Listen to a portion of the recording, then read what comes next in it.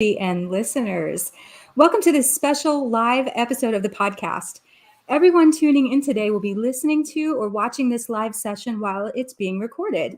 In fact, if you are watching live, we would love to know your name and where you're from. So go ahead and drop that in the comments. We'd love to see how many different places we have represented.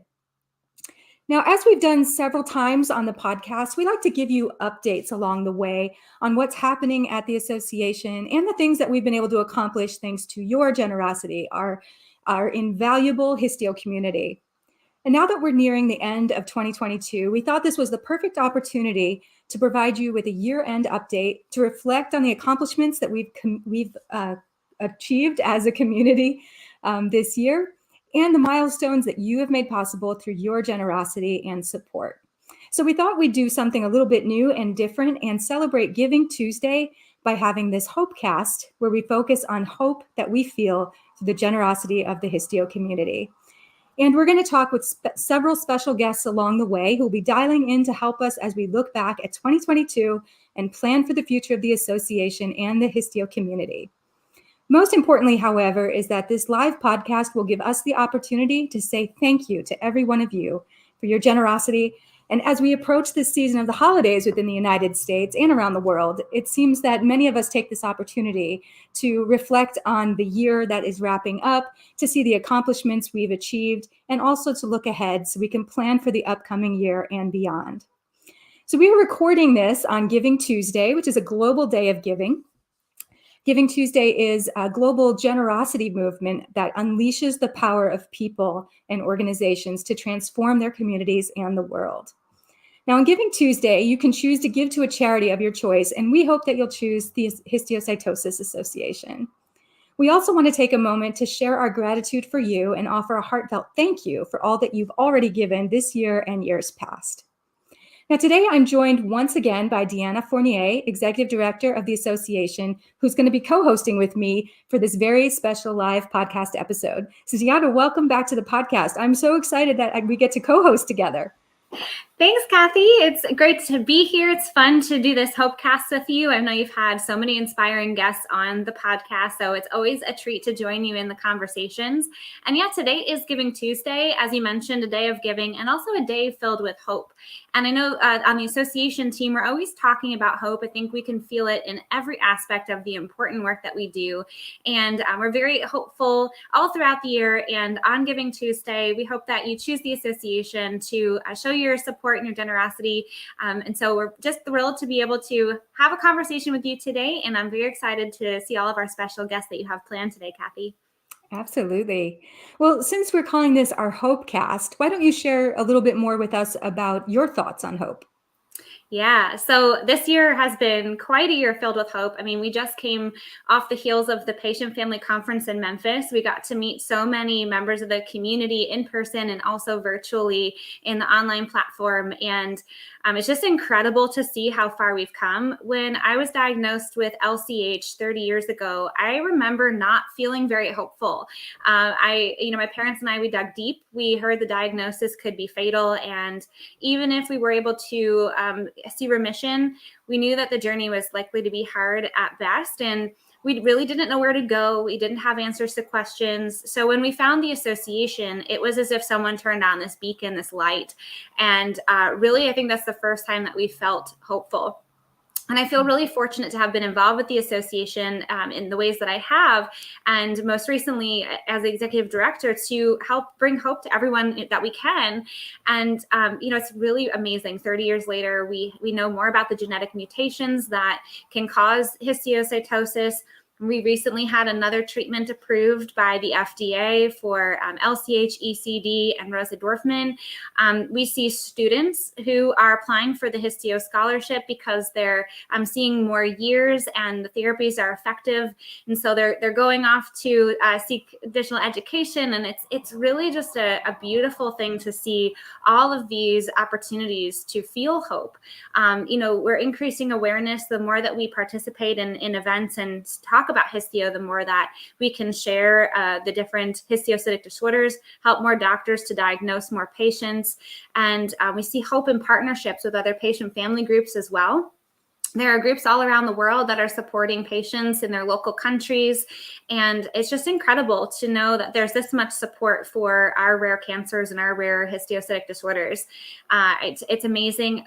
Our long-lasting relationship with the Histiocytosis Society brings us so much hope, as well as our partnerships with the North American and European Consortium for Histiocytosis that hold clinical trials. So, there's just an incredible amount of work that's being done for the histio community. And to me, that is something to be very hopeful about. Absolutely. We truly do see hope everywhere, and everything that we do and all of the people that we interact with.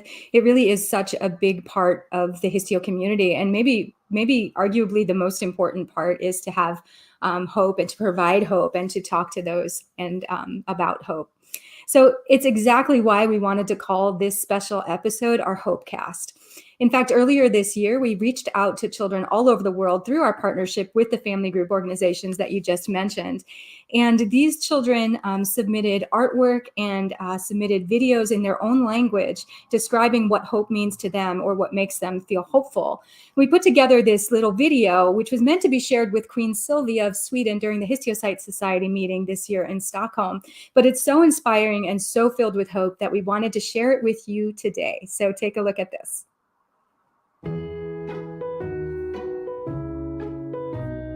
Hej Majestät, mitt namn är Molly. Jag kommer från Helsingborg i Sverige. Jag gjorde en bild av en båt som följer en regnbåge och kommer till en ö. För att det gör mig glad och ger mig hopp om framtiden. Hej Majestät, jag heter Igor och bor i Stockholm i Sverige. Jag har ritat en bild på en skatepark med några som skater i den för att det ger mig hopp om framtiden och gör mig lycklig. Hello, Your Majesty. This is my little brother Hudson, and we live in America in the state of Texas. We made the word hope with his favorite things because these cheer him up and make him happy, and he wants to play baseball in the future. Hello, Your Majesty. My name is Audrey, and I live in Dickerson, Maryland.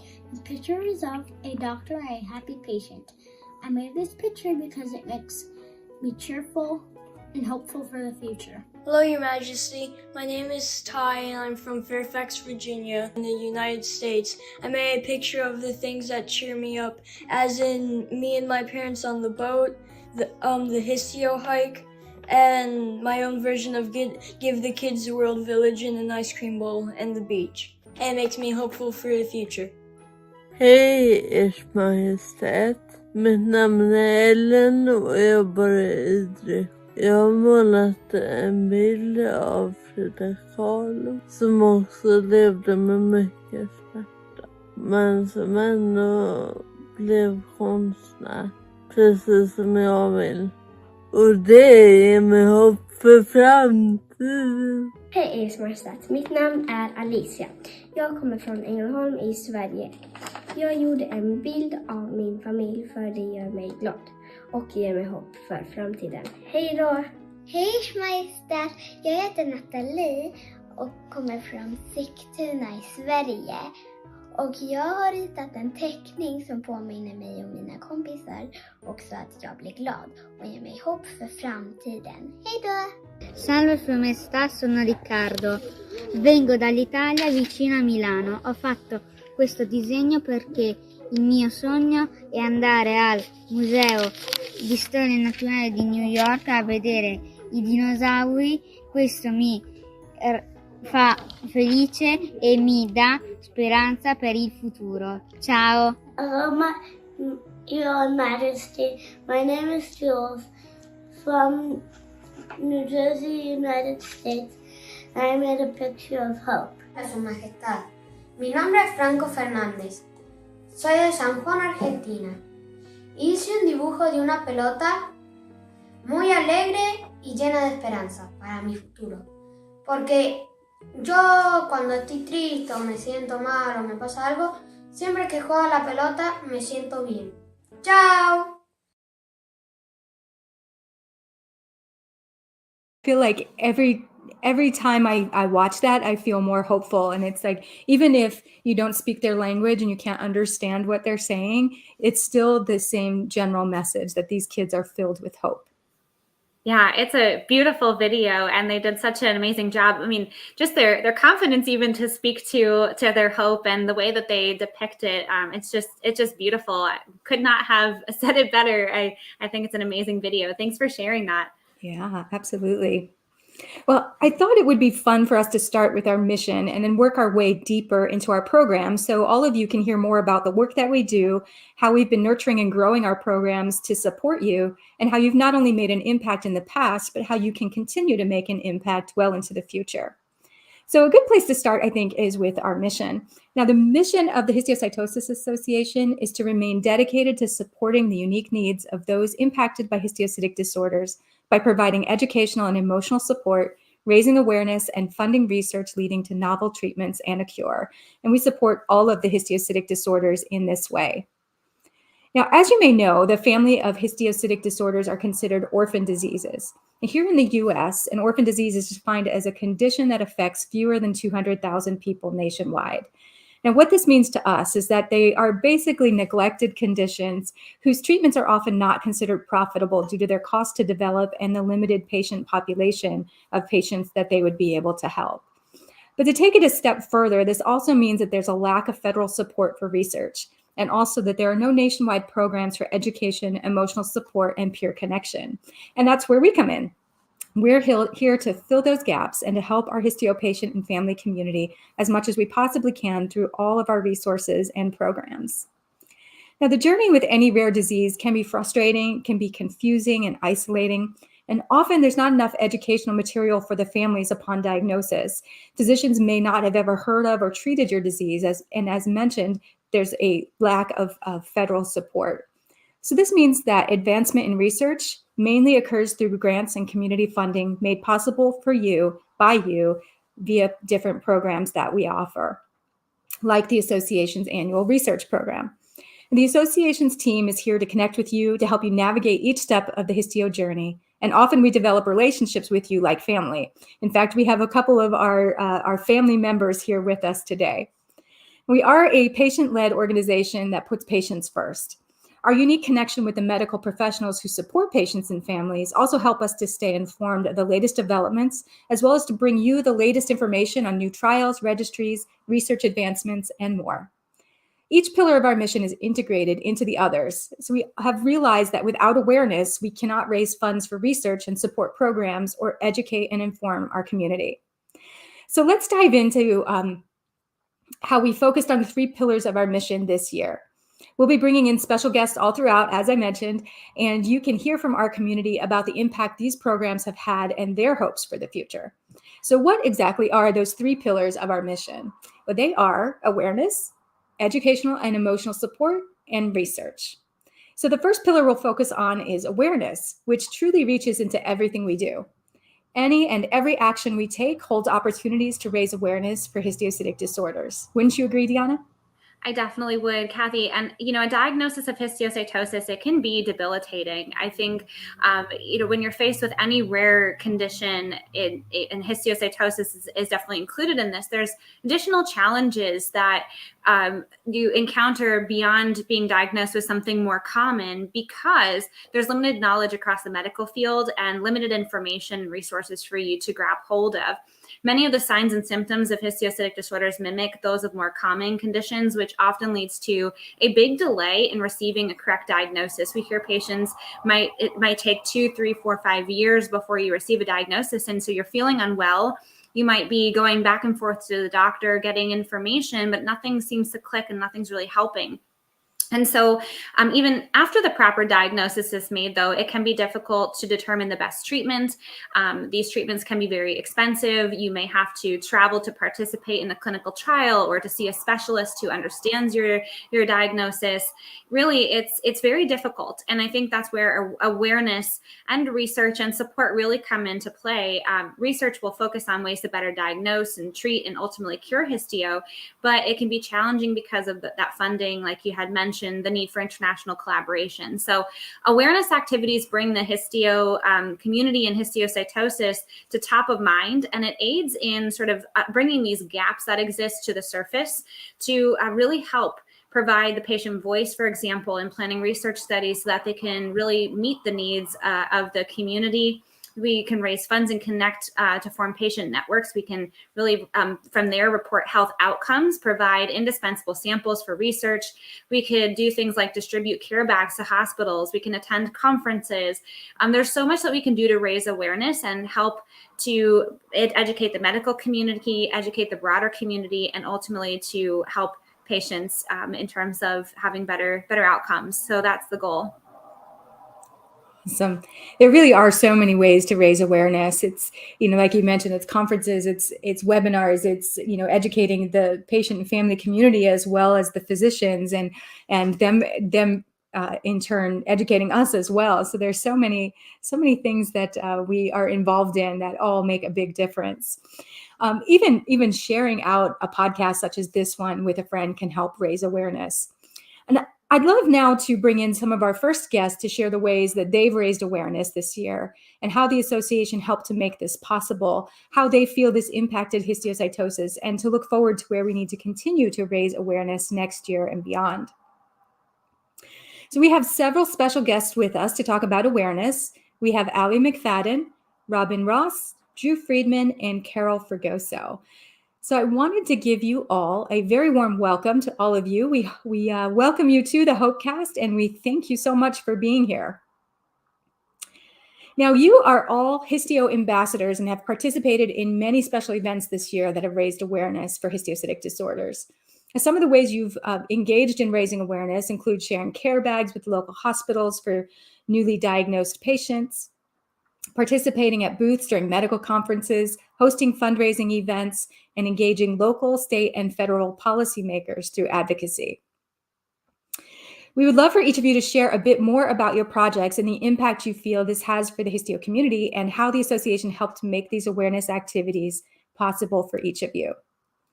So, Robin, let's start with you. One of the initiatives that we've engaged in this year was displaying at a dermatology conference. Medical conferences in different specialties other than the usual histio suspects are an amazing way to raise awareness among the medical community, because you just never know how histio is going to present or what type of doctor the patient will see for the first time when realizing symptoms. So is there anything that you can tell us about that, about your experience there and how you raised awareness? Kathy, thank you. So we just got word that Robin, unfortunately, is having connection issues, but I was able to grab some information from her so I can share a little bit about her experience as well. I know that the conference was really an amazing opportunity. What she expressed was that speaking with the specialty, the dermatologists, was really interesting to see how they were aware that juvenile xanthogranuloma and xanthogranuloma existed. That was the histiocytic disorder they were most familiar with, because it typically shows up on the skin, and so those lesions are things that they would typically see and treat. But they were unaware that the JXG could be systemic and could present internally as well, and then also were unaware that there were other histiocytic disorders out there that could also present with skin lesions, rashes, etc. So it was an opportunity to speak to these medical professionals, to provide education on the range of histiocytic disorders and the ranges of signs and symptoms, but also very inspiring to hear that they were aware of histio. And it was a great opportunity to educate each other on what we do and don't understand at this juncture, and to really increase our overall knowledge and awareness of histiocytosis. And I think one of the great things about this was it showed the importance of going to these conferences and to focus on the specialty physicians, because sometimes, to what I just mentioned, your initial signs and symptoms may not present like later on down the line when you understand that you have a neoplasm, for example, or something along those lines. So I think it's important to be able to speak to the specialist who might see the initial signs and symptoms and help them diagnose more quickly. So unfortunately, Robin couldn't join us, but she was really excited to share that and thought it was a wonderful opportunity. And we hope to do more of that with the community and to participate in more conferences in the future. Excellent. Yeah, these are some really great things to be involved in are these conferences, like Deanna was just saying, just the various different specialties that we can connect with and really start to raise awareness among the medical community as to what histiocytosis can look like and the various forms it can take. So we're excited about that and excited about attending more conferences for different specialties in the years to come. So now we will talk to Allie. Allie, we know you've taken the initiative to help further this program as well, especially since you're near a large histio hub in Texas Children's. Can you talk about what you've been doing with the program and your hopes for its expansion?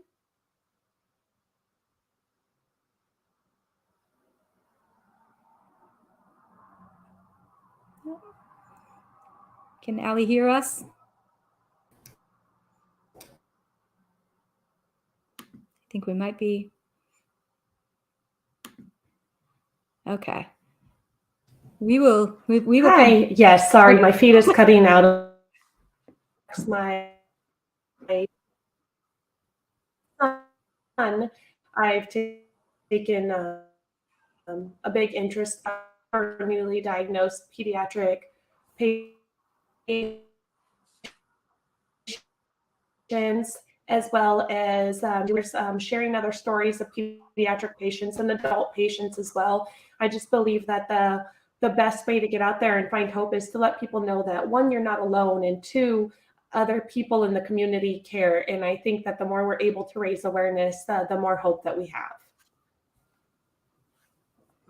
It's so true. It's so true. I think as we were talking about earlier, when you get a diagnosis such as histiocytosis or any rare disease, you can feel very alone and very isolated. So I think that having someone like you to help raise awareness is just, it can make the difference between someone who feels very alone and someone who feels very connected and can empathize and relate to someone else going through the same thing as they are. So thank you for all that you do. It's very much appreciated. Of course. Thank you. Okay, let's move on to Drew. Drew, you participate in advocacy this year, sharing your ideas about policies that could impact not only histiocytic disorders, but also other rare diseases.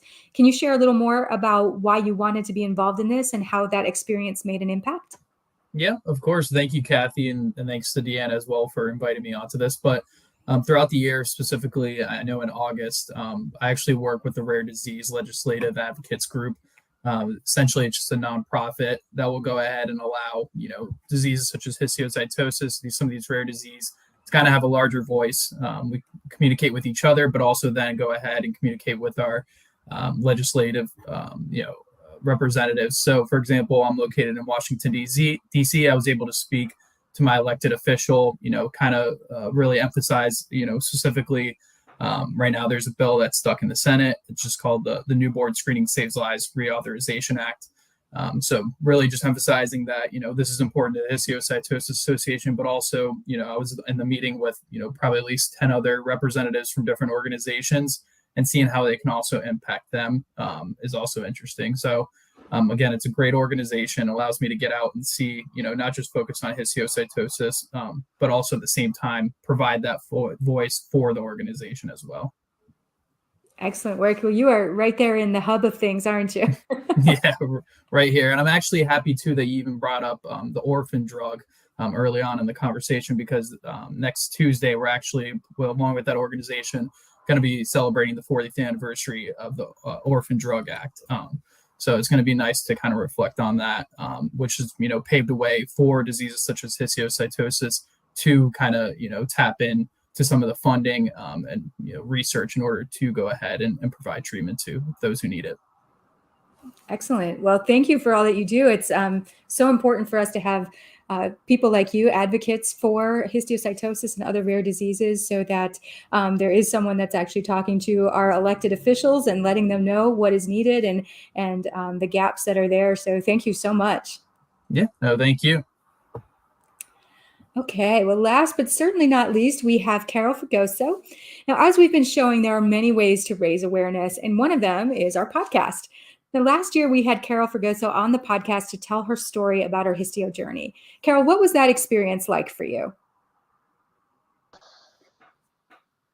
Sharing that experience and later on finding out that not only was it here in the United States, but all over the world really had a big impact because I truly do want my story to be out in the world so that people know that they're not alone, that, that they have someone that they can speak to, that there's a community here that they can come to find answers. And so I hope that my story reaches more than just us. And I do hope, that in the coming future that my story helps and helps the Histio Association community grow more and more. And with that being also said, being a histio ambassador, I do hope to bring awareness here in Connecticut, Waterbury, New Haven, any other state that may not know, that doesn't know LCH, which is my histiocytic disorder. Excellent. Well, you did an excellent job on that podcast. And since you mentioned that you want your story to reach the world, I am happy to inform you that as of earlier this afternoon, our podcast is listened to in 34 countries around the world. So very, very exciting. So you are reaching the world. So congratulations on that. Thank you. You're welcome. I'm going to invite back all of our ambassadors right now, and I would love it if each of you would go through and maybe share a message of hope. Is there anything that you would like to share with our Histio community today? Allie, we'll start with you. Okay, I would love to. My main message would just be don't give up. I know it can be very isolating. When my son was diagnosed, he was only 8 months old and I had never heard of it. I couldn't find anyone, but through the association, I was able to find resources, to connect with other people. So just don't give up. We may be a small community, but we are a mighty community and we stick together. Excellent. Drew, how about you?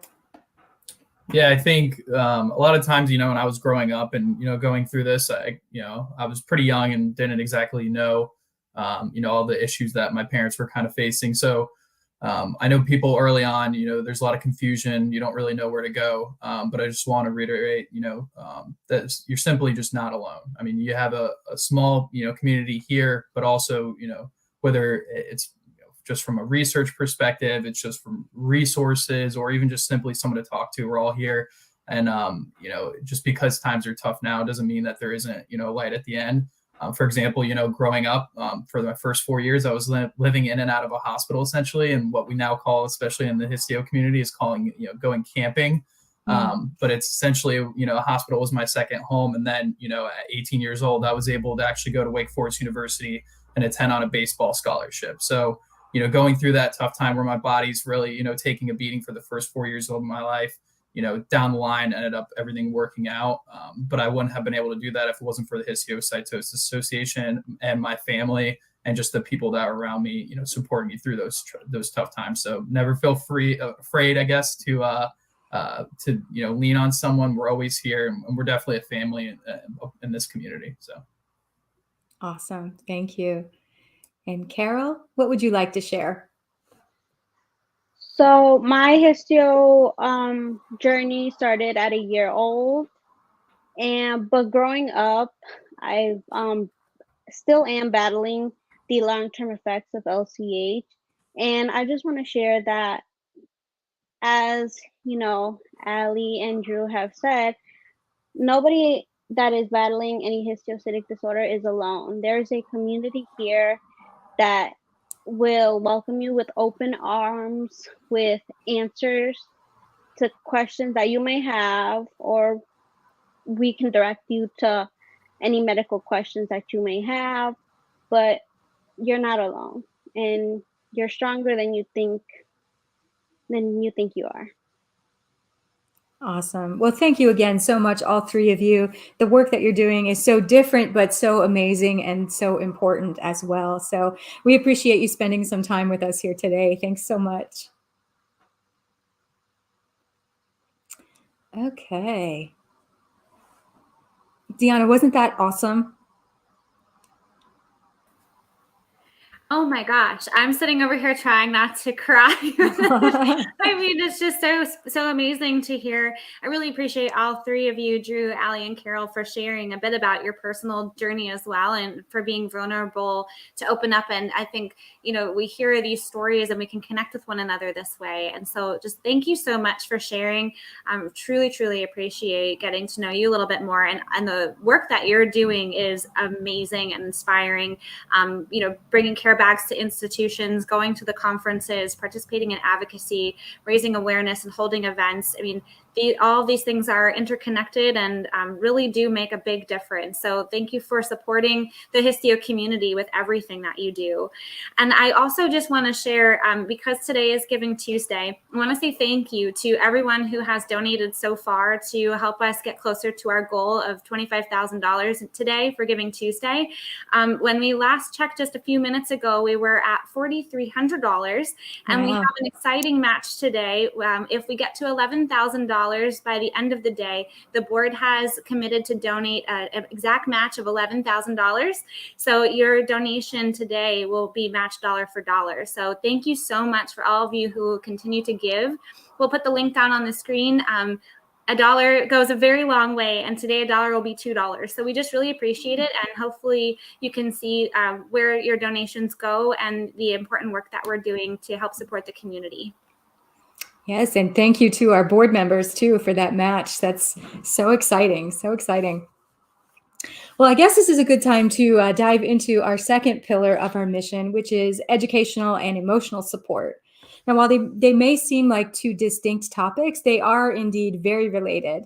Sometimes one can even offer the benefits of the other. For example, when listening to an educational talk, it can help boost hope for patients and families, and can also provide support to physicians who are looking to improve their care for histio patients. We facilitated and were involved in many educational opportunities this year, and some of them included the 38th annual meeting of the Histiocytosis Society in Stockholm, Sweden, the Mumbai Hematology Group's webinar on Rosai-Dorfman disease, where more than 650 physicians from over 30 countries joined online, and the Patient and Family Conference on Histiocytic Disorders that was just held a few weeks ago in Memphis and virtually. And we also release a new podcast episode, 2 blog posts, and a newsletter every month. We hold webinars a few times a year, and we're actively updating the medical and scientific information for each histiocytic disorder on our website.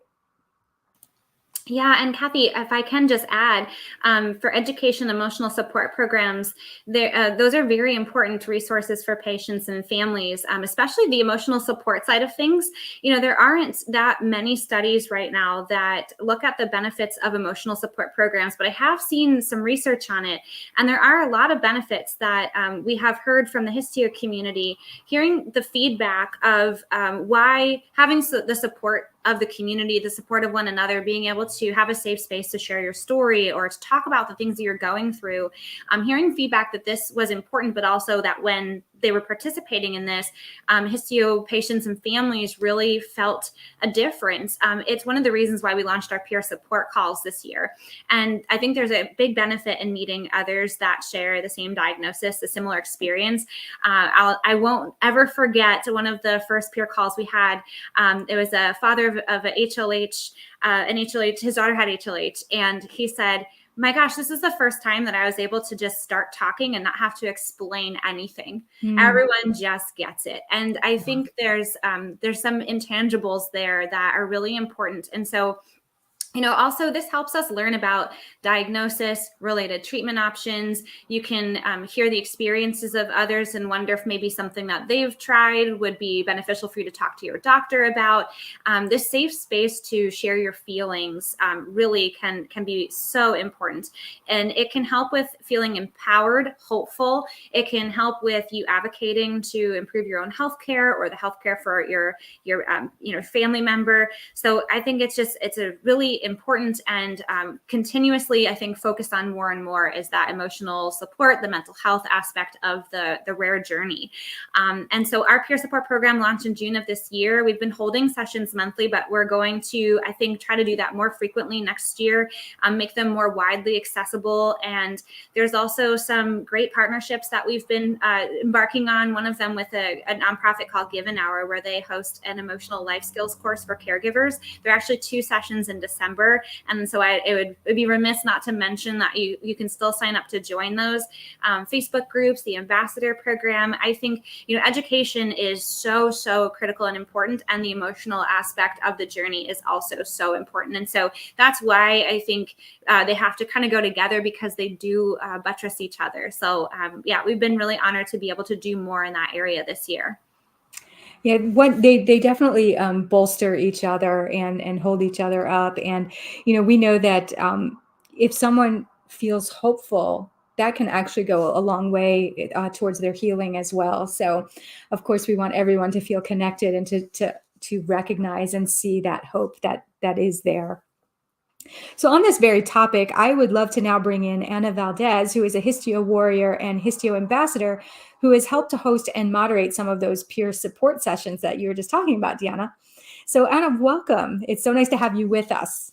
Thank you, Kathy. Thank you, Deanna. It's such a great opportunity. It's so great to see you both. Well, let's talk a little bit about the peer support sessions that you've been leading. What would you say is your main goal when leading or moderating a peer support session? My main goal, Deanna, you stole the words out of my mouth. You said it just right. I think it's to support, to uplift, to empower, to provide that hope, even the meaning of hope without sometimes even the word hope, because sometimes even hearing the word hope, there's times you don't want to hear it because it's been a really difficult journey, and it becomes a really heavy word at times.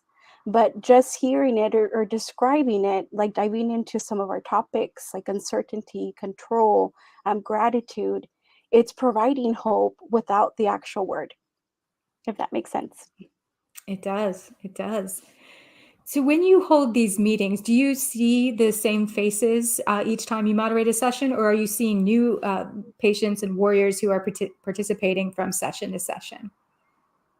It varies. We do have some patients that do join in that have joined us in the past, but I would say every session that we have, we do get new faces. That's excellent. We want to be able to spread that hope around. Yes, we want to sprinkle it with glitter, right?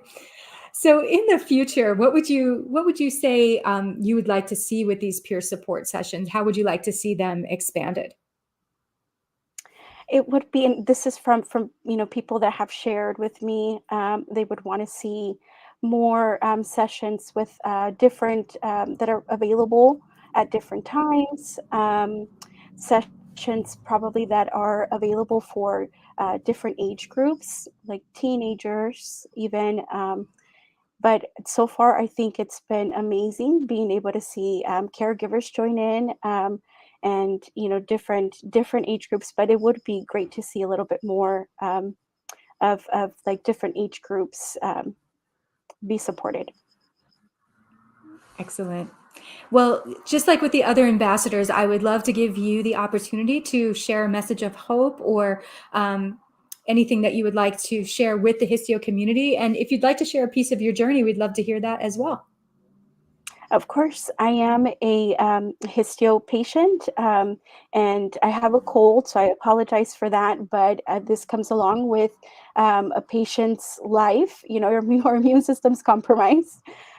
So it's been a long journey. I have LCH and diabetes insipidus, and currently being tested for possible ECD. So my journey continues, and it's hard. It's a difficult journey to be on. It's a rare disease. It could be a lonely disease. But my message for you is keep going. As Ali mentioned, keep going. Be an advocate for yourself. You know your own body. And if there's anything that you can do for yourself, is advocate for yourself and keep feeding into yourself, your soul, your spirit, your mind. Continue to be positive with yourself and be kind to yourself. And that will essentially lead you to cultivating hope, cultivating positivity, and cultivating gratefulness. Anna, that's so beautiful. It's so beautiful. And I know that you just provided hope for a lot of our listeners today. So thank you so much for everything you're doing. And of course, we wish you the best and hope that you will continue to turn to us for hope as well. Thank you, Kathy. Thank you, Deanna. Okay, well, now we have one of our staff members with us, Melinda Atnip. She is the brains and the brawn behind the Ambassador Program. So we wanted to invite her on to talk about something different. We wanted to talk about something called Give an Hour. So Melinda, welcome, first of all, and can you share with us a little bit about Give an Hour? Hi, Kathy. Thanks for having me today. Yeah, so Give an Hour, piggybacking on to the pillar of support being so important to our organization, Give an Hour is a nonprofit organization that we're partnering with this next month. I found out about them by attending the Global Genes Conference in San Diego in September, and they're a nonprofit that provides support for the rare caregiver community. They actually started out as a nonprofit organization that provided mental health services to veterans when they came back. But they've expanded now, so they have a special program for rare caregivers, and it caught my eye because I am a rare caregiver, or I like to say rare care partner, because my husband has Erdheim-Chester disease. So anyhow, this program offers a special workshop to kind of help some of our rare caregivers also take care of themselves, teaches them to recognize the signs of emotional suffering and to learn and apply healthy habits of emotional well-being, and also helps them build support communities. So we have 2 sessions this month, one this Saturday that is at 11 o'clock Eastern Standard Time, and the other one is on Thursday, December 15th at 3 o'clock Eastern Standard Time. So that is with partners with Give an Hour and ourselves. So we're looking forward to that. So the workshop's held by somebody else from Give an Hour, and she kind of goes through and gives rare caregivers just tools and things to look out for, and ways to take care of themselves as well. Excellent. Well, I think your husband Barry is kind of an honorary staff member of the association. He's been with us a couple of different places and always jumps in to help, and he's awesome. Thank you. Thank you. So this Give an Hour program is so exciting. It's really a privilege to be a part of an initiative like this. So we've introduced several ambassadors now. So we'll shift a little bit and talk about this ambassador program, which you, Melinda, run this program. So let's first tell us about what gave you this idea to start the program when you started with the association earlier this year. So when I started with the association in January, they came to me actually with the idea of an ambassador program. We didn't even know if they were going to be called ambassadors, but the association has had this, they've been thinking about this program for years now, wanting to create an army of support across the country and potentially globally, because histiocytosis, histiocytic disorders are not just in the East Coast, West Coast, wherever. They're all over the place. So we wanted to try to bring people together, volunteers somewhere all over the United States together. So that's how we started out, with just the vision and the mission of the association, and how are we going to do this, and how are we going to gather these people together. So we sent out our first application, went out the end of March. And we had our first applicant, and then our first ambassador finished the process to become an ambassador at the end of April. So we had our first meeting in June, and we've had 6 meetings since, and they've done so much in 6 months. It's amazing. That's so cool, so great that you were able to get this program up and running and provide all of the pieces that needed to go into it, because there's a lot more to it than we're just going to start a program. With all kinds of processes and things that need to take place behind the scenes. So you have done an excellent job. Well, since we are talking about hope today, what are your hopes for the future for this program? So my hope for the future of this program, well, as you know, since it just started, really, we've only been in the process for 6 months. So I'm going to back up just a little bit, just so you know.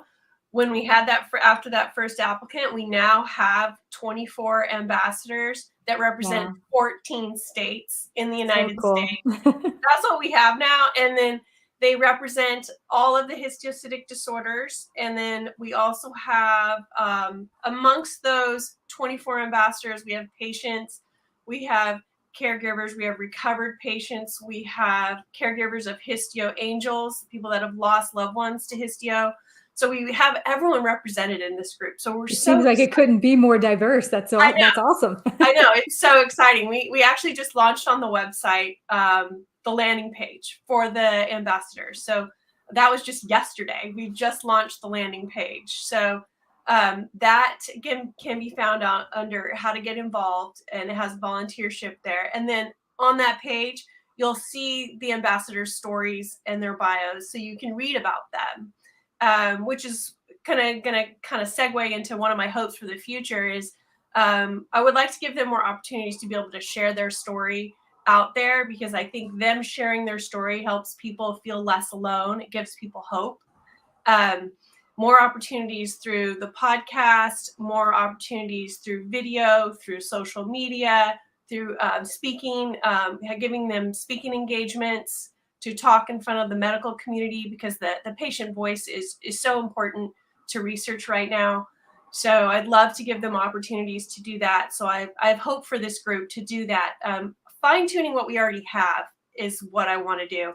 I'd like to fine-tune those support groups again, like you guys were already just talking about, is making them better than they are now, and having maybe possibly training some of our ambassadors to be moderators for more of the groups.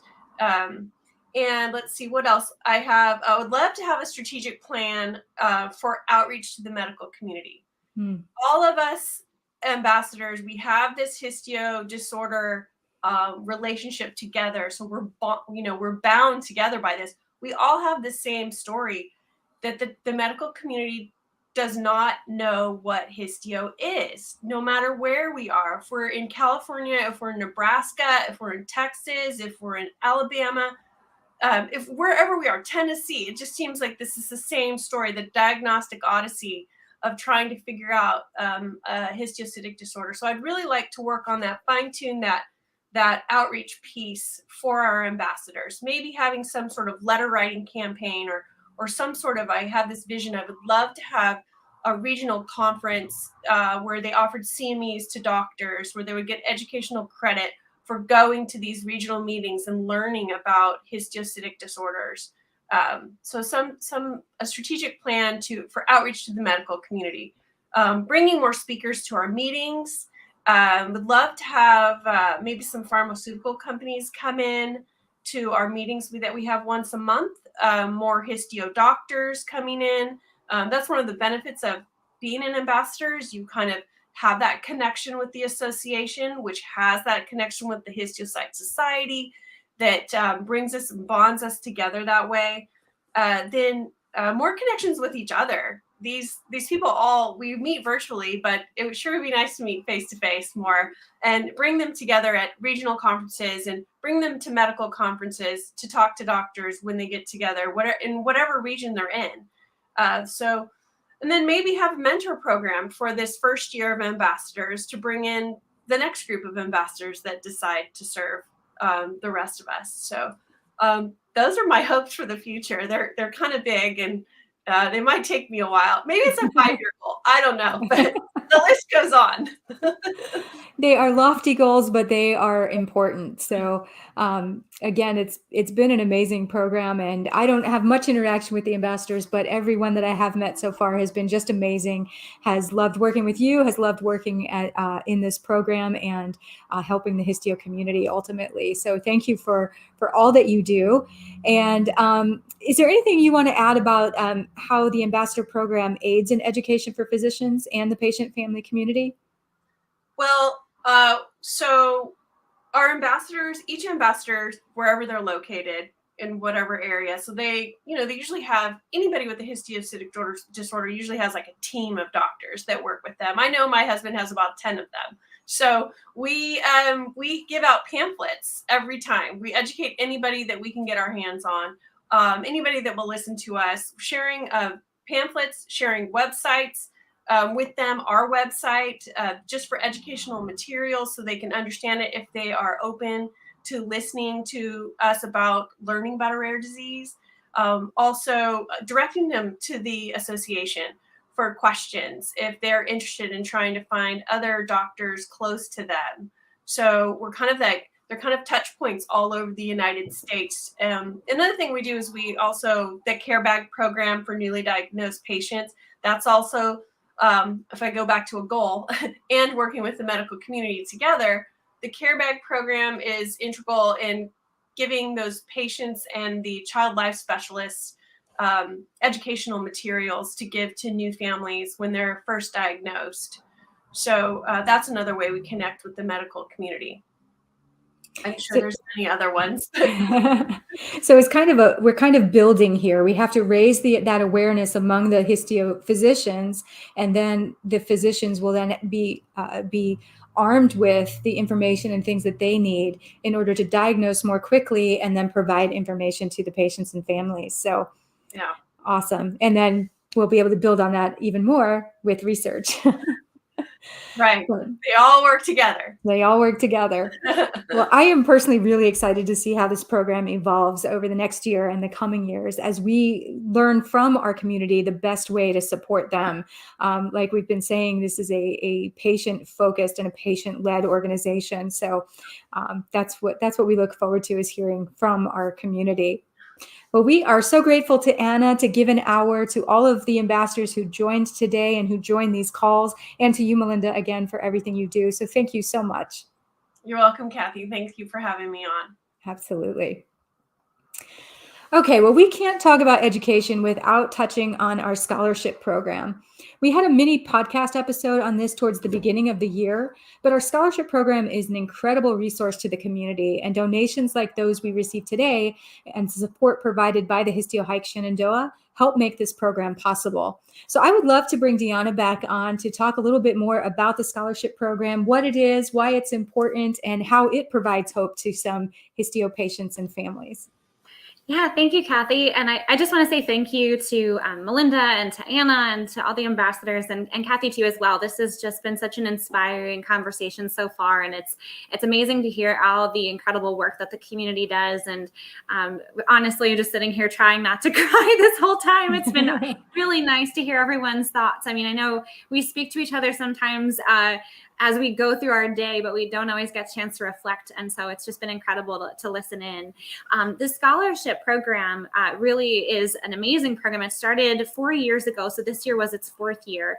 And it is an opportunity for Histio warriors and family members who are pursuing a bachelor's degree.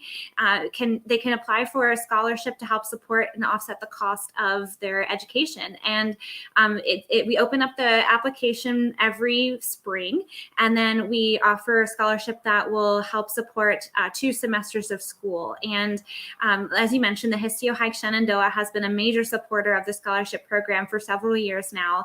And it's just a wonderful opportunity for us to help support, as I mentioned earlier, our Histio warriors have better treatment options. So they're seeing more years. And we thought it was appropriate to be able to help support and offset the costs of following your dreams. So that's really what the scholarship program is all about, to help provide hope and support for our community. And there is no age restriction on the scholarship program. We just right now only have the program for a bachelor's degree or our associate's degree, but we hope to grow that in the future. And I'll also mention that this year, we started discussing with the Histiocyte Society supporting a junior investigator in future years to attend the Histiocyte Society meeting as an extension of the scholarship program. So trying to grow it to also support the medical professionals that are committed to histiocytosis. I know that there will be several young investigators very excited about that when we get that kind of off the ground and running. Awesome.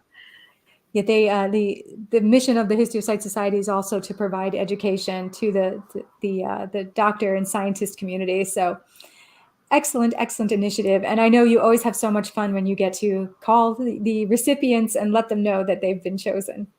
Yes, absolutely. And it's really an amazing way to connect with members of the community that we may not otherwise have a relationship with. I think some find the scholarship program and apply, and then we create a relationship from there. And so it's been a wonderful connector, and I've loved that about the scholarship program. Awesome. Such a fun program. Well, I think that it's a good time to jump to our last pillar, which is certainly not least, but this last pillar is research. Now, since 1990, the Histiocytosis Association has funded over 194 grants at or around $50,000 each time. And this year we'll be funding another 4 or so projects. We are in the process of looking at those applications and having them reviewed and scored. And so we're excited to be able to give that news to those who have been chosen for these grants as well. Now, the applicants are investigators from around the world who are seeking seed funding for promising projects that aim to advance clinical or basic science for histiocytosis. Now, with support and generosity that we have from you, we'll be able to continue to maintain our annual research program and grow this program even further. Isn't that right? Yeah, and it's through generosity of the community that we can continue to fund research. I know that you've done a podcast speaking to some of the grant recipients, and that was so amazing to hear all that goes into putting together a grant application, and then how many years it takes to actually get some results from the research projects that they put forth. So thank you for doing that. It was very enlightening. And if you haven't listened to that episode, it's really inspiring to hear what inspired these investigators to do the projects that they applied for the grants for. And, the seed grants that we fund are at $50,000, as you mentioned, and this is to help promising projects to start. And this is where we've seen some incredible advancements in the past, and we'll continue to do so in the future. It's amazing to also be able to support the administrative aspects of research. So the association has offered the role of the secretariat for the Histiocyte Society. And Kathy, I know that is a role that you are so proud to have held for many years. And we've been the secretariat for the society for nearly 40 years. And the goal is to help alleviate. I haven't had it that long. No. I'm good for my age, right? That's a good point. But the association has had the relationship with the society for nearly 40 years. I remember Jeff Tohill was describing the first meetings when there were just a few doctors. I think they met in Philadelphia, and we're based in southern New Jersey. And so that was a close hop, skip, jump for them to meet. And that relationship started from there. And Kathy, you've done an incredible job for the last several years, just really leading the charge as secretariat. And that's just one way that we support the administrative aspects of research. There are other ways that we participate, educating on clinical trials, partnering with investigators so we can learn more about their work, offering patient voice on their studies. Some of the community has actually participated as a patient advocate to review the research projects and give their feedback. So just really, it's been incredible to be able to participate in these ways and to help advance research. Awesome. Yeah, this all takes a ton of planning and time between drafting communications and working toward ensuring that our educational materials are robust enough to help explain what each opportunity is and why someone might want to participate. And these seed grants are only one aspect of research. And one of the once the funding is received by the grant applicant, there's a lot more that the investigator has to do. So I'd love to share this very special highlight video from Astrid van Halteren from the Netherlands, who received seed funding from the association several years ago and has turned her funded work into an international collaboration. Let's take a look. Hello, I'm Stefan Ladisch, a longtime member and past chair of the board of the Histiocytosis Association. Since the early 1990s, enabled by contributions of our members and of others, we have been able to support research into these diseases. At that time, we implemented a novel concept of research funding called seed funding. We have been successfully supporting new research directions with this method ever since. We step in at very early stages of a project. We provide this seed funding because in the very new and previously unexplored areas of study that characterize rare diseases such as the histiocytoses, traditional funding support is usually and actually frequently not at all available. The seed funding can kickstart research into the new idea, the new project, the new concept, or the new treatment that will ultimately grow, receive further support, and lead to a new understanding and better treatment of the histiocytoses.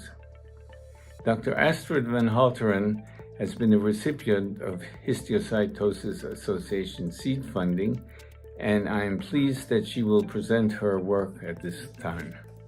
My name is Astrid van Halteren. I'm a research associate of the Leiden University Medical Center. I'm a principal investigator and coordinator of an international multi-center study which was funded in 2014 by the Histiocytosis Association of America. In this video, me and 3 other stakeholders will explain to you the success of this project. So this project started in 2013 when we discovered, together with David Nelson and Berend Rollins from the Dana-Farber Cancer Institute, 2 additional somatic mutations in Langerhans cell histiocytosis. So when we discovered these new mutations, we also realized that we needed more patient material to investigate the clinical impact of these mutations. So this was really the starting point of the project proposal that I submitted together with my colleague Cor van den Bos and with my colleague Oussama Abla from the Sick Kids Hospital in Toronto when we joined together and submitted a project to the Histiocytosis Association. Since 1990, the Histiocytosis Association has proudly put forward its annual research program. Every year, investigators from around the world can submit proposals for novel ideas into therapies or knowledge acquisition for histiocytic disorders. This information that is learned through these projects has helped us to come so far in what we're able to see for patient outcomes for histiocytosis. Nearly 30 years ago, when I was diagnosed with histiocytosis, the information and access to treatments that were effective in helping to prolong patient lives or to actually cure patients of histio were not available. It's through your support and your generosity that these projects can take place and that we can come as far as we have. There's still a lot of work to be done, but we're excited for the future thanks to your generosity and support. After this project was funded by the HAA, we realized that we actually needed more patients to recruit in the study and also more students and other people to join in the project in order to get sufficient clinical and laboratory data to complete the story. This is when I contacted Kiki van Erven, who is the founder of the 1000 Kaarsjes voor Jultje Foundation, and she became very important with respect to additional fundraising to continue this study. I'm Kiki van Erven. I'm a mother of a child who was diagnosed with LCH. She was hospitalized in 2004 in very critical condition. She was diagnosed with multisystem LCH.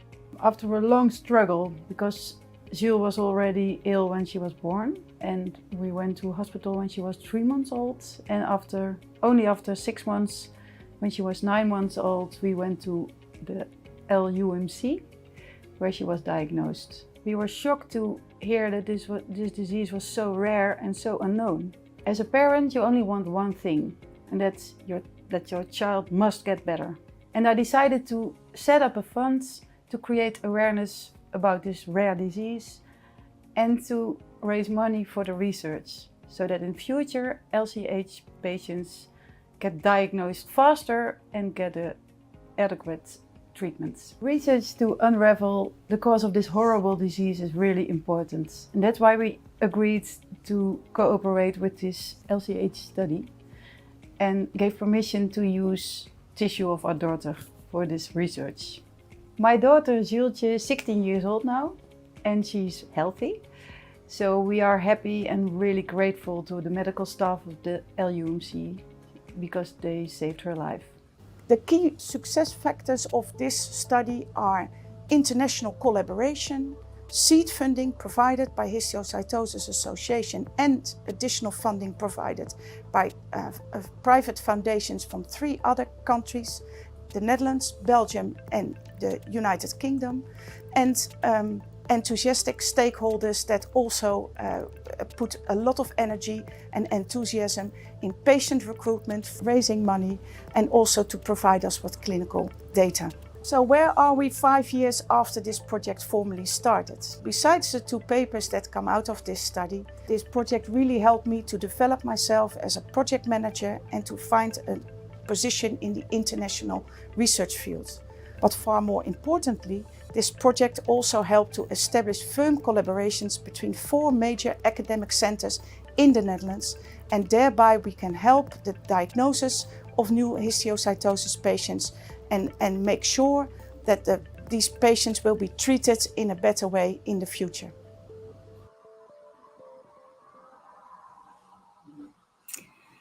Such an incredibly inspiring video. I love seeing how many investigators and countries are working together for histio and working on, with the Histiocyte Society, as you mentioned. It's really rewarding for me to be able to interact with these physicians and scientists on a daily basis and to get to experience firsthand the dedication that they have to finding better treatments and a cure for histiocytosis. Is absolutely amazing. And I also love being able to give our community a little bit of a peek behind the curtain at the work that's being done on the scientific side. Absolutely. It is so inspiring. And I feel like every time we have an opportunity to really sit down with anyone who's participating in research, you really see the passion. And I love learning what drove them to start looking into histiocytic disorders. Usually it was one patient that they wanted to learn more, and then they got really involved. So it's really, really inspiring. Another inspiring individual is Dr. Gaurav Goyal, who is currently working on a study that's focused on learning the natural history of each of the histiocytic disorders. And the hope of the study, the hope of Dr. Goyal, is to improve patient care, to help better understand the long-term effects both of treatment and histiocytosis. And eventually, he hopes that this can impact support programs and resources, as well as the medical field's understanding of how these treatments can be effective long-term. And the association has been really thrilled and proud to partner with Dr. Goyal and the University of Alabama on this study. We also have had several histio patients volunteer to participate in reviewing the survey prior to it launching and giving their feedback, which has been incredible and an important part of this project. And so we regularly share many opportunities with the community to participate in research. And this one is one that we have been sharing quite a bit about because it is unique and very important to, like I said, understanding the long-term effects of histiocytosis. So Kathy, I think we have 2 special guests joining us, and one of them is Dr. Goyal, and the other is Brent Heimlich, who is an LCH survivor and a medical professional himself. And Brent actually helped Dr. Goyal in the study design as a patient advocate. So I'd love to have you both introduce yourselves and your relationship to histio. It's a pleasure to have you here. So Dr. Goyal, if you would go first just to introduce yourself, and then Brent will turn to you. And then I think we have a couple questions for you. Thank you, Kathy. Thank you, Deanna. It's great to be here. It's so inspiring to hear everybody's stories and all the efforts that have been made so far. My name is Gaurav Goyal. I'm a hematologist oncologist by trade at University of Alabama at Birmingham. And I have been focused on histiocytosis since my fellowship when I was at Mayo Clinic in 2019 onward. So I moved here in 2019, and I got interested in histiocytosis back in 2016 when I saw my first patient. Wow. Well, thank you so much for joining us today, and really excited to talk to you more about the work that you're doing and your study. And Brent, I'd love to have you introduce yourself as well. Sure. Hi, everybody. Thank you so much for having me. So my name is Brent Heimlich. I'm live in Cambridge, Massachusetts. I'm a PA, which is a physician assistant over at Massachusetts General Hospital across the river in Boston. And I'm also an LCH survivor, diagnosed at the age of 6. Came back a few times, and since the age of about 26, 27, been LCH free. So fingers crossed it stays that way, and really happy to be here. Thank you, Brent. Thank you so much. And it was so inspiring for me when I met you to hear that your journey was some of the reason why you went into medicine. And I'm sure you are such a beacon of hope to the patients that you support. So we have a couple questions for you just to learn more about the study and about you. So Dr. Goyle, I'd love to ask you first, if you could tell us a bit more about the survivorship study that you're working on, what the goal is, and what makes it so unique and important. Yeah, so thank you, Diana. Over the last decade, I would say, we have learned a lot about histiocytosis, more than we have learned in the 100 years before that. The mutations have led to discovery of the utilization of targeted therapies, BRAF inhibitors, MEK inhibitors, and beyond. Because of those treatments, now the survival of the diseases have improved, specifically Erdheim-Chester disease, Langerhans histiocytosis, and Rosai-Dorfman disease. Despite that, we don't know what the long-term outcomes of patients who are affected by those diseases are. And with the thought is that being young at diagnosis, improvement in therapies, there is a growing survivor population with histiocytosis. And when people are when you have a lot of patient population or community that is survivor or surviving the cancer, sometimes being on long-term treatments with these some of these pills, that it can increase the risk of long-term complications, health conditions. Moreover, we actually don't know what are the symptoms that a lot of these patients are struggling with right now. In our clinic, we routinely see patients who have been in remission for a while, but they still have pain, fatigue, depression, and other issues which have not been well defined and studied. Now, the challenge with rare disease is if you go with an institutional study, you will not be able to get more than even at a referral center, more than a couple hundred individuals who can participate in a study.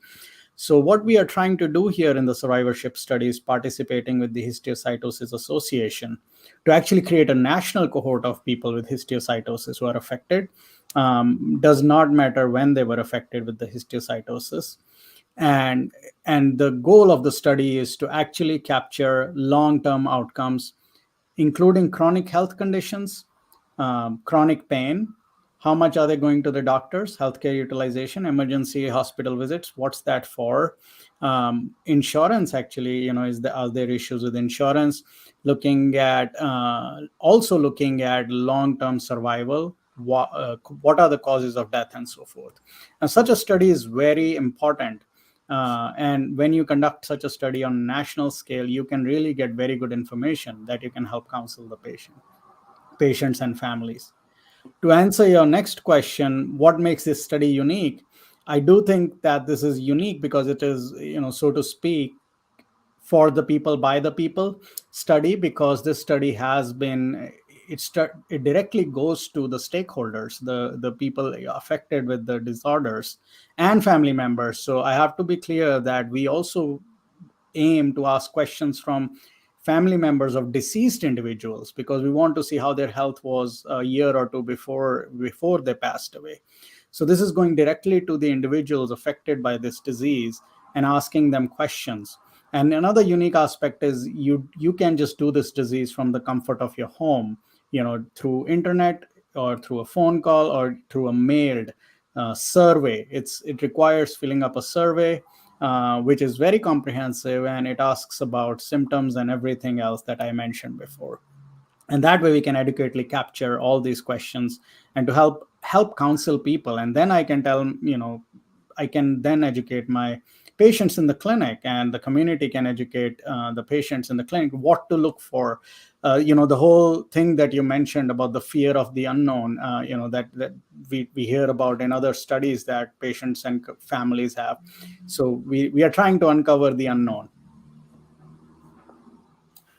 Well, thank you so much for making this a focus of your work. I am very excited to see, what you learn as the study progresses. And thank you for thinking of the patients first and really making this, as you said, about the patients. So Brent, you learned about Dr. Goyle's study and were very interested in participating in the design.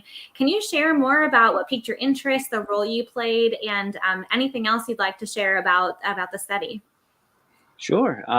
So yeah, it's as soon as I heard about it, I thought this is amazing. It's a really exciting study, and would have loved to be a part of any aspect of it.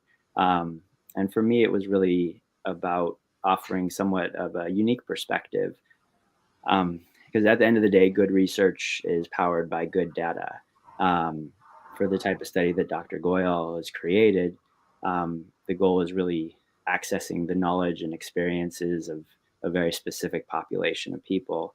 That population, of course, being those with histiocytic disorders. So if there's essentially tools that we can use to improve the quality of that data, then that just makes the associations that can be drawn that much more accurate. So really better data is naturally more useful to the research teams and ultimately to the patients themselves. At the end of the day, that's really what this is all about.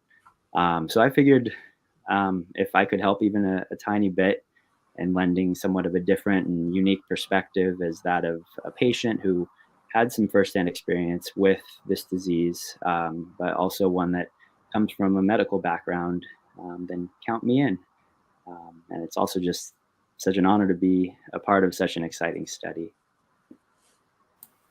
Thank you. And I know you gave feedback on the survey that was really high impact and helped to craft the final version that now is going out to so many families. So thank you so much for volunteering your time to do that. And I know it was a wonderful opportunity to collaborate.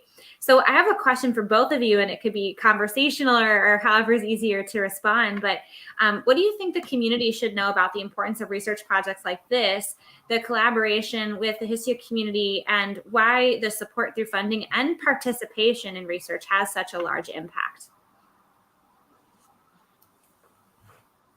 We can go. Yeah, go ahead, Dr. Goyle first. Okay.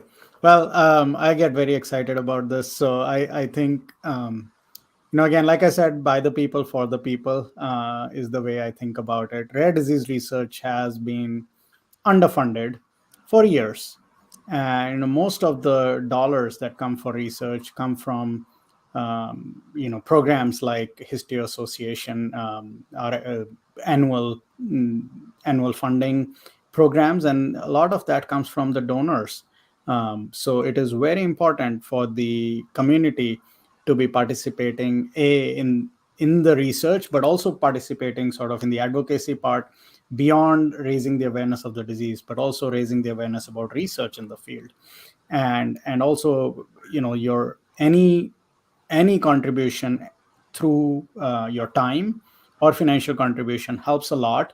And you have to understand that this is a rare disease. So, for every one of you, every one of the patients, voice counts a lot more, especially in such a disease like histiocytosis, because there are not many patients around. So, every time you go to see a special center of specialty, you will likely be asked to participate in research. The other thing about, for example, doing a study like the survivorship study is that this study, as soon as we get results that are published, we will be presenting it through webinars in partnership with Histio Association. So you will get to see in real time what results are coming out of your participation in the research, and how you will see how that is shaping the education in the community overall, and how it's advancing the field. So that is why it is very critical to participate in the research and also in a community such as Histio Association. So I guess I'll jump in. Yeah, I mean, it goes without saying that the more involved you can be, it's so essential and critical, especially for these types of orphan diseases that don't get the funding, they don't get the awareness and the attention that some of the bigger disorders and diseases will get. So any way that you can stay involved in these communities through the Histiocytosis Association, it's really just a wonderful opportunity to try and progress the knowledge base and move things forward in the right direction. There's so many things to be hopeful about, when it comes to new treatments, new research, new diagnostic methods, so many resources available for help that weren't there, 20, 30 years ago. And it's really, my apologies for my dog in the background. It's really just it's really hopeful just to be able to see how things have progressed. So I think it's just keeping your chin up and staying positive and knowing that there's really good things to come. Oh, that's awesome. Thank you so much to both of you for joining us and for sharing your passion. I mean, it's just really, really inspiring to know that both of you are focused on the histio community the way that you are, the amount of collaboration and participation that you have in research, and also just learning more and engaging more. It's very, very inspiring. And we appreciate you sharing, both of you, how you got involved, your journey with histio. And Dr. Gwill, thank you for your dedication to patients. You really are such an inspiring member of the histio community, and we always love anytime that we can share your work with the community. So if you'd like to participate, the survivorship study, you can contact histio at uabmc.edu. And Brent, thank you for everything that you're doing, and it's been wonderful getting to know you. We've loved having you as a patient advocate, and I'm sure there will be more opportunities to engage in research in this way in the future, and hope that you'll want to be involved. Of course. No, thank you for having me. And yeah, thanks for having me as well.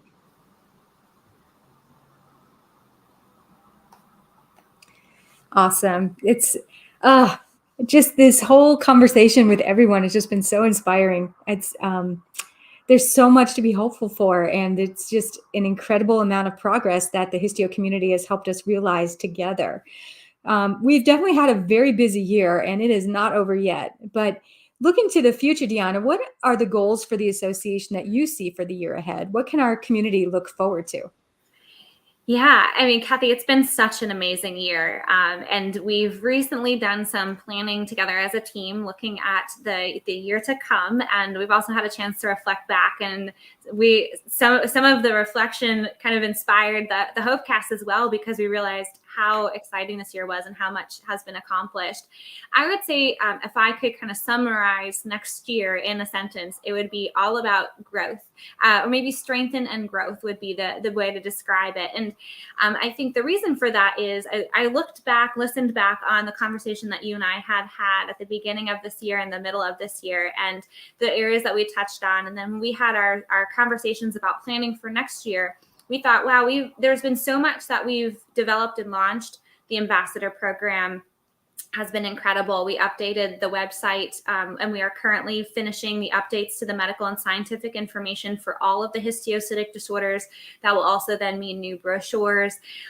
We've been growing our partnerships with specialists, clinical trial and study opportunities with the family groups around the world. And so there's so much that we've been working on that I think it's important to make sure that you then take some time to really strengthen and grow the things that you're already doing. And so that's what we really want to focus on next year. So this will mean ensuring that the website is totally up to date, getting all that medical and scientific information on there, updating all of our brochures, getting them sent out to institutions, and then newly diagnosed families as well, helping raise awareness. And part of that is that care bag program that we mentioned, making sure that we continue to grow and strengthen that program. We talked about our educational and emotional support, the peer connection. We launched that this year, and you heard from Anna, there's a lot of opportunity to grow and strengthen that as well. And other things we'd like to do with that whole aspect of our mission, other things we'd like to do in terms of support and connection. And so we really want to grow and strengthen that program as well in the new year, and get feedback from the community on what do you need, what would you like to see, so that it's not just things that we're developing. We really want to make sure it's what you need. We really enjoyed the patient family conference. We loved connecting in person, providing the education, but also the opportunity to get to know one another, to hear our journeys. We have done regional meetings in the past. I know the pandemic shifted some things for us, but it seems like we're able to get back out there. And so we'd like to reinvigorate that program and get back out into holding our regional meetings. We want to grow more partnerships with specialists and also with histiocytosis experts, learn even more about the clinical trial opportunities that are there, educate more on what those are and how to get involved, and then share more about the North American Consortium for Histiocytosis and the European Consortium for Histiocytosis and the industry partners that are making these trials, treatments, and therapies possible. And then learn how to connect you with them so you can participate. Once the research projects are funded, we want to share what the work is, give you updates on projects that we've funded in the past and how they've helped to make advancements, and maybe new ideas, new therapies possible. And then we also want to increase our collaboration with the patient advocacy groups. This year, we were able to get together in person at the Histiocyte Society meeting with the Histiocyte Society's leadership and one another. And we have grown even closer. We continue to find so much valuable opportunity to come together for the international histio community through, and there's things that we can work on, from financial support, emotional support, social support, the diagnostic odyssey. So there's a lot of opportunity. We want to continue to strengthen and grow that as well. And we're thrilled to offer the scholarship program to warriors and families. And I mentioned growing that to the medical community next year. That's something we're very excited about. So I think that's the theme, is grow and strengthen. And we want to hear from you and learn more about what you need, what you'd like to see us do. So please feel like you can always share your feedback, thoughts, and ideas. We would love that. And I just want to say thank you to everyone as well who's continued to show your generosity through your support, your donations today and every day throughout the year. We are so excited to be getting ever closer to our goal of $11,000 for that matching gift today. And our board of trustees has committed to match dollar for dollar up to $11,000 when we reach that goal. So I think we are at the $6,000 mark at this point. So we are getting so much closer. And thank you so much to everyone who has contributed. We really appreciate it. It really helps us to be able to support the programs that we work on and to fund the research that we fund every year. So just thank you so much. And this has been such an inspiring conversation. I wish we could do this so much more often. It definitely has. It definitely has. You know, I wanted to share a quote that Dr. Goyle just provided to us about hope that I think is just really, really fantastic. It says, "Everywhere I look, hope existed, but only as some kind of green shoot in the midst of struggle. Hope, I began to realize, was not a state of life. It was at best a gift of life," by Sister Joan Chittister. So I think that this just about wraps it up. I would like to personally thank all of the ambassadors that joined us today, as well as staff members, physicians, you, Deanna, as well as all of our listeners in our community. Every single person plays such an important role in beating histio and providing hope to the community along the way. I think that, this about wraps it up. This has been so much fun, Deanna, and I definitely want to co-host with you again sometime soon. I would love that. It has been so much fun. I feel very honored. You have such incredible guests on the podcast. So thank you for having me. And the other guests truly steal the show. It was amazing. Well, we have two last orders of business. First, we can't leave without getting a message of hope from you to share with our community. And then we will close out with a short video that we have about our ambassadors. So Deanna, anything you'd like to say and share with our community about hope? I think, everyone really said it so well, is that you're not alone in this journey. And I remember so many years ago when we called the association and we heard the voices of the team there and the support that they had to offer, just how much it meant to us. And so I just want to share with you that there are so many people around the world that are in this journey with you, that are working so hard to get us close to a cure. The association team, the Histiocyte Society, the clinicians and investigators that some of which you've met today and on other events and podcasts that we've had, the other patient family groups that are out there. I mean, it is just incredible to realize the scope and breadth of the community that is standing together with you. So please connect. Get to know your community here.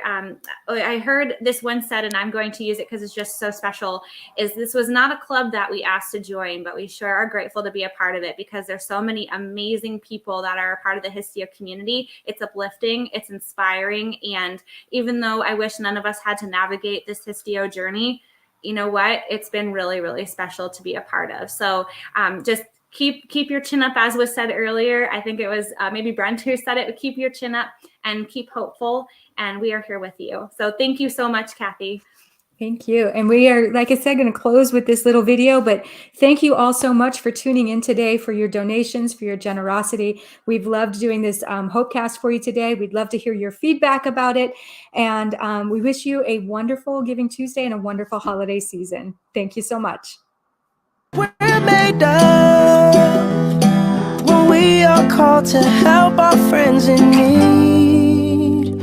You can count on me like 1, 2, 3, I'll be there. And I know when I need it, I can count on you like 4, 3, 2, and you'll be there. 'Cause that's what friends are supposed to do, oh yeah. Ooh, ooh, yeah, yeah. If you're tossing and you're turning and you just can't fall asleep, I'll sing a song beside you. And if you ever forget how much you really mean to me, every day I will